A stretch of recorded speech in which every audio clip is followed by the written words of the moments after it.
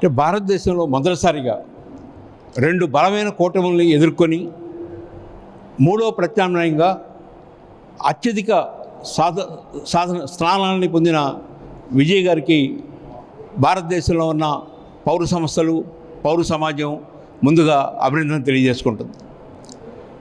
108 సీట్లతో మెజారిటీ స్థానాలు కలిగిన పార్టీని రాష్ట్ర గవర్నర్ ఆహ్వానించకుండా సాంప్రదాయాలను ఉల్లంఘించి 118 సీట్లు మీరు చూపిస్తేనే నేను మీకు అవకాశం ఇస్తాను ముఖ్యమంత్రిగా ప్రమాణ స్వీకారం చేయడానికి అని పంతం బట్టి 3 సార్లు కలిసినా కూడా అదే మాట మీద నిలబడిన రాష్ట్ర గవర్నర్ కేంద్ర ప్రభుత్వం యొక్క ఏజెంట్గా వ్యవహరిస్తున్నాడు, ఒక ఆర్ఎస్ఎస్ కార్యకర్తగా వ్యవహరిస్తున్నాడు, ఒక రాజకీయ నేతగా మాత్రమే భావిస్తున్నాడు తప్పితే ప్రజాస్వామ్యాన్ని కాపాడాలని కానీ రాజ్యాంగాన్ని కాపాడాలని కానీ ఈ సమాజంలో ఉన్న వారసత్వ సంపదని గతంలో తీసుకున్న నిర్ణయాలని ఆ సాంప్రదాయాలని గౌరవించే పరిస్థితిలో లేదు.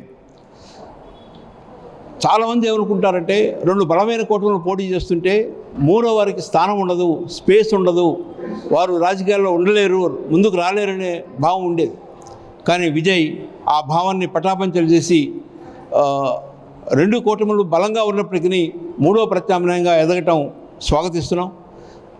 ఉభయ కమ్యూనిస్ట్ పార్టీలు విజయ్కి బలపరుస్తూ మంత్రివర్గంలో స్థానం అవసరం లేదని కూడా తెలియజేయటం చాలా మంచి పరిణామం. కానీ అదే సమయంలో పీసీకే పార్టీ కానీ ఇండియన్ యూనియన్ ముస్లిం లీగ్ కానీ ఈ రోజున పరిస్థితుల దృష్ట్యా రకరకాల కోరికలు కోరటం, ముఖ్యంగా డిప్యూటీ చీఫ్ మినిస్టర్ కావాలని కోరుకోవటం ఇవి అత్యాశగా ఉంటుంది. త్వరగా సుప్రీంకోర్టు ప్రమేయంతో కానీ లేదా రాష్ట్ర గవర్నర్ తన భావాల్ని మార్చుకొని విజయ్ గారికి అవకాశం కల్పించాలని జనచైతన్య వేదిక కోరుకుంటుంది.